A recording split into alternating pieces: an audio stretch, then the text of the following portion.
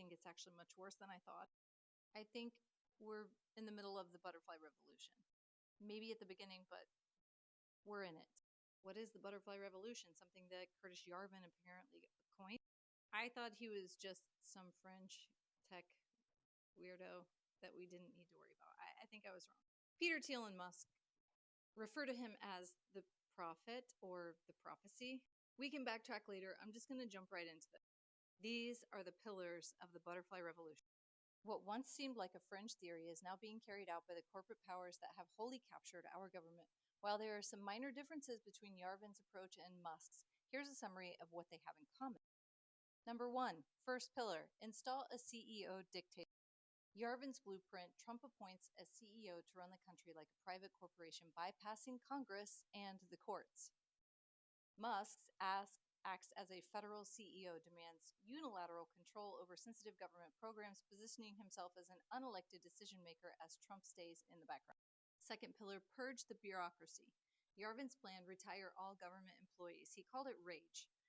Fire career civil servants and replace them with loyalists. Musk moves Doge, which is very similar to rage, is gutting teams, demanding mass resignations, locking employees out of offices, and threatening mass layoffs in federal government. Meanwhile, Doge is recruiting inexperienced young men who owe their loyalty to Musk and Peter Thiel. Third pillar, build a loyalist army. Yarvin's blueprint, recruit an ideological trained army to replace experts and enforce the new regime. Musk's move, surrounding himself with young, inexperienced loyalists to enforce his will without question. Project 2025 will also provide Republican cadre to run what's left of the federal government. Fourth pillar is to dismantle democratic institutions. Yarvin's blueprint, strip power from federal agencies, courts, and Congress, centralizing authority under the executive branch. Musk is undermining the credibility of the federal government, downplaying legal oversight, and defying regulatory authorities, dismantling government agencies and functions with no plan for their replacement.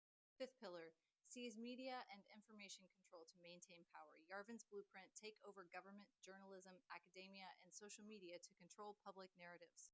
Musk has bought Twitter, fired journalists, boosting propaganda, and promoting fringe narratives while attacking traditional media, leading to hostile tech takeover as Trump's CEO. They talk here about how Doge is just a rebranded version of Rage. Yarvis has said we have to risk a full power start, a full reboot of the USG. We can only do this by giving absolute sovereignty to a single organization with roughly the powers that the Allied occupation authorities held in Japan and Germany in the fall of 1945. Yarvin had said in a second term, Trump could appoint a different person to act as the nation's CEO. This CEO would be enabled to run roughshod over the federal government with Trump in the background as a chairman of the board. This CEO will bring a new radical style of leadership to the federal government. The CEO he picks will run the executive branch without any interference from the Congress or courts, probably also taking over state and local governments. Most existing important institutions, public and private, will be shut down and replaced with new and efficient systems.